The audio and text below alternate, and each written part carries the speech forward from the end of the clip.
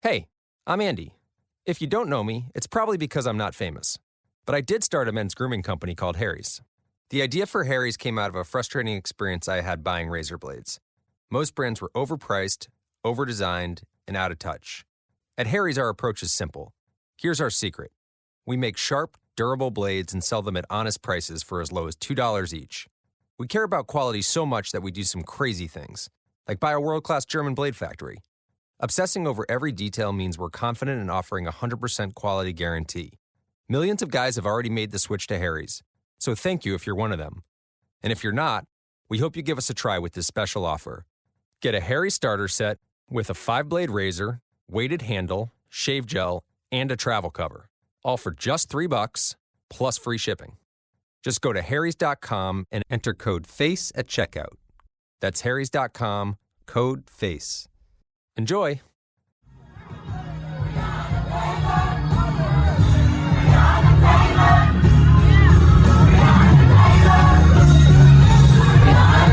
This is Make It Plain. Make It Plain. M.I.P. With Masamela Matfumo. Mark Thompson. Make It Plain. Get woke.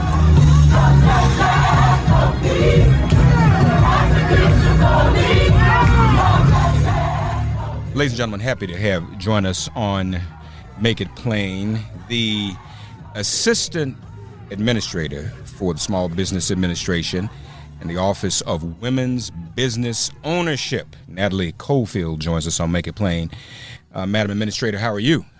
I'm doing well. How are you doing? Just fine. Happy to have you here with us on the show.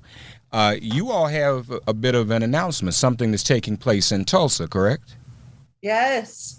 Very excited to announce the launch of one of our newest women's business centers, which is in Tulsa, Oklahoma.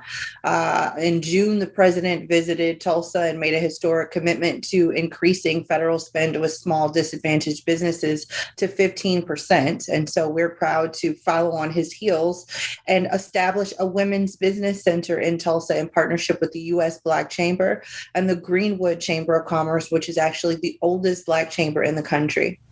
What would this women's business center do? What kind of services does it provide? So this women's business center becomes one of the 139 women's business centers that we have through our office across the country. And all of them provide counseling, training, sessions, entrepreneurship courses, and access to one-on-one and individualized opportunities to talk about access to capital and access to contracts, which is why it's important for women's business centers and our continued expansion, because we know that women are the fastest growing entrepreneurial segment in the country. And specifically, Black and Brown women are the fastest growing entrepreneurial demographic and have been for the last more than a decade. And we also know, I think this is timely too, because we also know, don't we, that women in terms of employment, Black and Latino women, have been disproportionately affected by job losses. We're also seeing statistics. We see an article every day about some folk just not going back to work. So if there were ever an opportunity when people might want to consider going into business for themselves, this would be that moment, wouldn't it? Yeah, I always say that the Chinese character for chaos is the same one for opportunity. And so there presents a moment right now for women to be in more control over the destiny that they have around how they want their lives to be led, meaning entrepreneurship gives you the ability to have the flexibility in your life around time, the balance that you're looking for, both from a personal and professional perspective, but also with a good entrepreneurial venture, the balance you're looking for in your bank account. And so we're hoping that women, if they are in a position where they are choosing or are in a position where they have had to leave the workforce, that they find that they can walk into the doors of entrepreneurship by walking into one of our 139 women's business centers across the country. It is also timely, as you mentioned, the president was in Tulsa. We are also in this moment, well, I hope we're still in this moment of reckoning. I hope it hasn't run out yet, but across the country. But in that regard, this is because of that. And because this is the centennial of what happened in Tulsa, you mentioned the Greenwood Chamber of Commerce. This was the place where at one time there were the most successful and the most thriving black businesses. This is the site of Black Wall Street. Yeah. And that's why this particular center being launched is very historic and meaningful.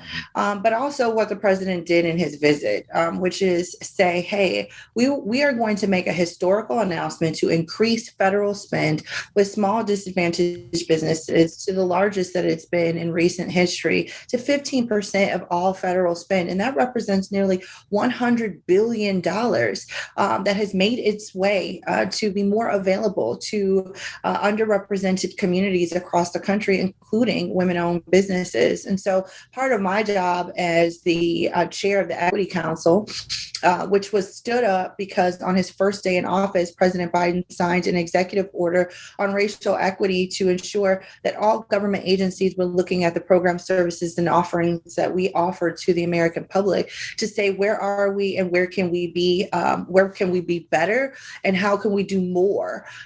We've seen this in the commitment of $100 million, which the Small Business Administration is excited to be announcing our Community Navigators program soon. We've seen it in the commitment from the president and vice president and the executive orders that they have established through gender and racial equity. And we're seeing it in the way in which the SBA is implementing its programming. We know that in the last administration, PPP funds and disaster recovery did not get to small businesses and certainly did not get to small disadvantaged businesses. And so we are happy to say that 27% of the PPP funds that came through this administration actually went into urban cores, which represents an equitable portion of the urban community across our country. So with the leadership of Isabella Guzman, who's the administrator who has already been committed to this work long before she came back to the SBA, and folks like myself who've been both an entrepreneur on the other side of this equation, championing equity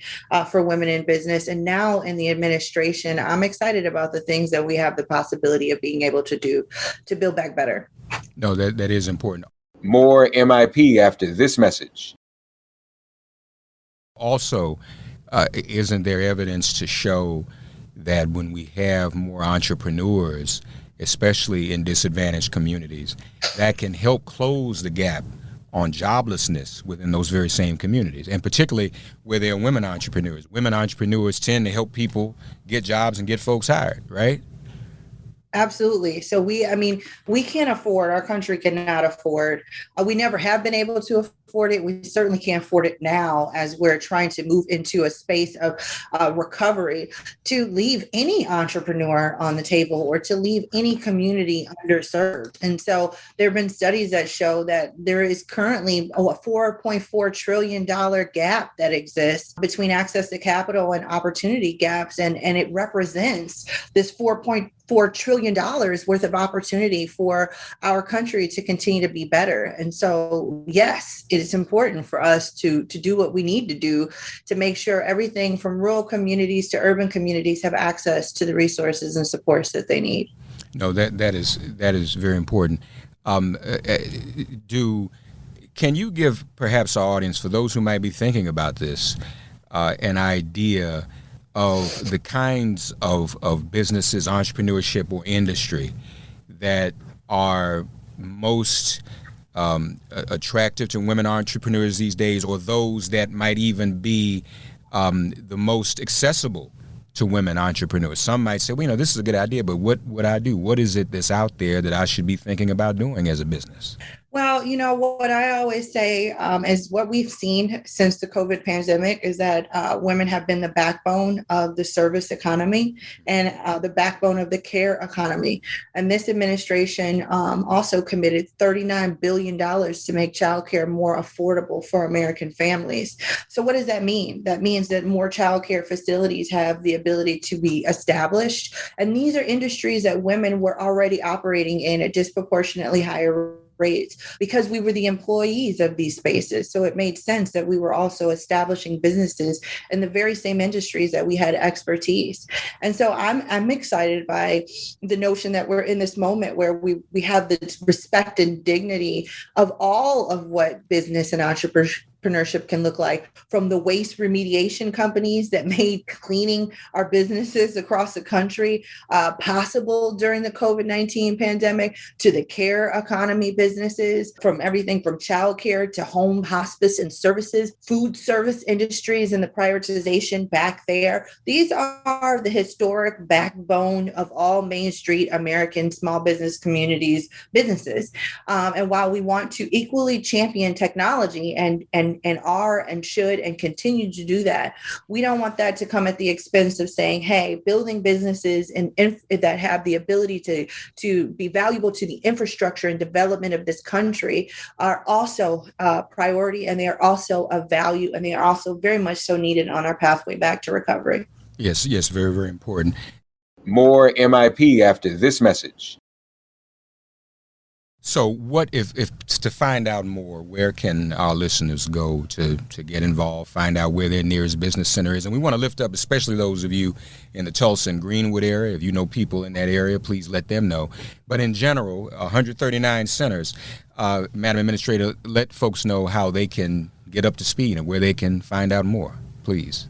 Absolutely. So as you mentioned, there are 139 centers in states and cities across the country. I know we talked about Tulsa today, but we have a center near you. So please visit us online at sba.gov to find out more about the Women's Business Center program, or one of our other 1,000 resource partners that we have in communities across this nation.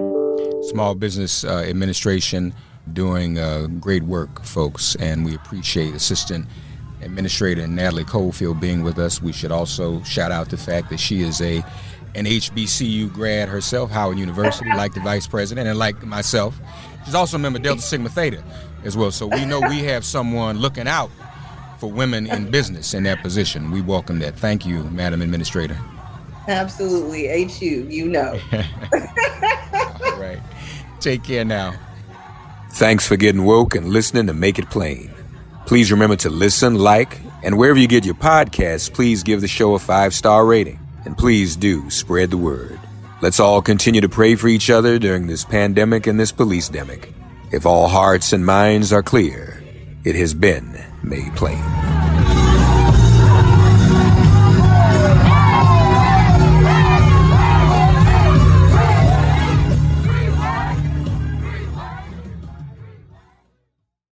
Hey, I'm Kat, mom of 3 and founder of Ritual, the company setting a new standard in the supplement industry. When I was pregnant with my first daughter, I remember staring at my prenatal vitamins and thinking, what's in this stuff? All I found were vitamins high in heavy metals, synthetic colorants, and lacking in the very essential nutrients we need. I believe women deserve to know what they are putting in their bodies and why. So at 4 months pregnant, I quit my job to reinvent the prenatal vitamin. We scoured the world for the best quality ingredients, backed by clinical studies and third-party tested for heavy metals and microbes. And this year, we were awarded the Purity Award from the Clean Label Project, the supplement safety certification that tests for 200 harmful chemicals and toxins. With Ritual, you'll know where your ingredients come from and why we use them. Join our family of skeptics with 40% off your first month when you visit ritual.com/podcast.